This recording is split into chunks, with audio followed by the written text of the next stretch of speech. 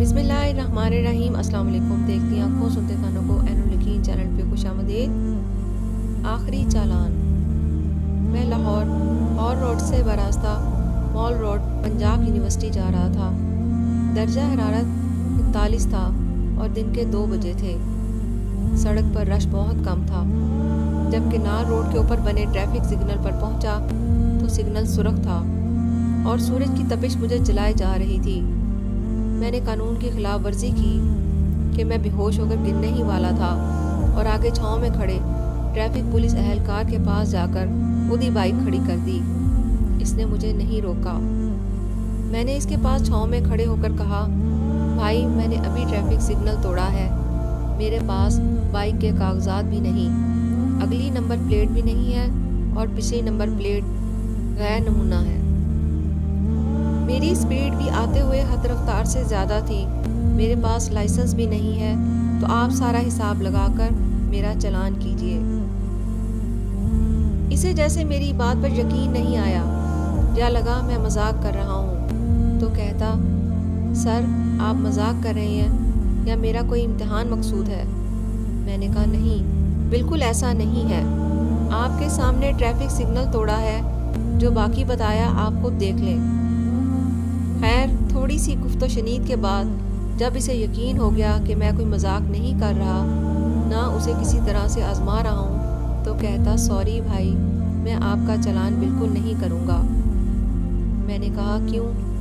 तो कहता, मेरी 11 साल सर्विस में आप पहले शहरी हैं जो बिना रोके खुद रुककर अपनी गलतियाँ बताकर चालान करवाने की ज़िद कर रहे हैं, वरना जिसे रोकें वो अपनी गलती मानता नहीं या किसी के फ़ोन पर सिफारिश करवाने की कोशिश करता है या कहता है अब छोड़ दे, आइंदा ख्याल रखूँगा, लिहाजा कुछ भी हो जाए मैं आपका चालान नहीं करूँगा।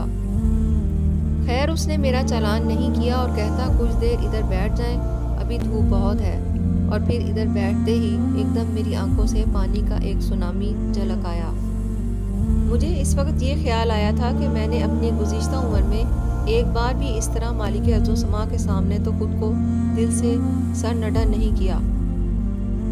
इसके हजूर वो गुनाह तो नहीं गिनवाए जो मैं शबो रोज़ छुप कर या इलानिया करता हूँ। उसे तो आज तक नहीं कहा कि मेरे मालिक मैं आज आपके सामने आ गया हूँ और इकरार करता हूँ मेरी तन्हाई पाक नहीं, या जैसा मैं लोगों को दिखता हूँ मैं तो वैसा नहीं हूँ। मैंने अक्सर नमाज भी नहीं पढ़ी, जना किया, जुआ खेला, ज़कात ना दी, रिश्तेदारों का हक खाया, अपने मातहतों पर जुल्म किया, मजदूर को पूरी उजरत न दी, बीवी बच्चों को इस्तिताअत के बावजूद बहुत सी जायज़ ज़रूरतों से महरूम रखा, वालिदैन का दिल दुखाया और सबसे बढ़कर आपकी कायम करदा हदूद को तोड़ा।